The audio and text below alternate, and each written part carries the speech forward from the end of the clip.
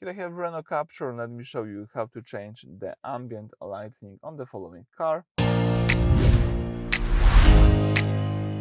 So at the very beginning, let's start by using the home screen. Choose here the car icon located at the upper right corner. Let's select here configure button. And now under the live on board tab, right here, you've got access to ambient lighting. Let's choose it.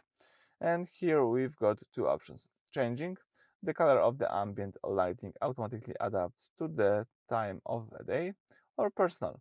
A palette of 48 colors allows the personalization of the ambient lighting. Tap the eyedropper to customize. Let's tap OK. So as I read previously, you can choose personal. Now you can choose one of the following color of your ambient lighting, 48 colors, or you can choose changing right here.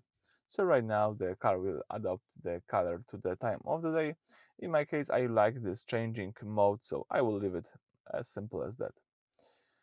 So that's it for this video. Thank you for watching. Please subscribe to our channel and leave thumbs up.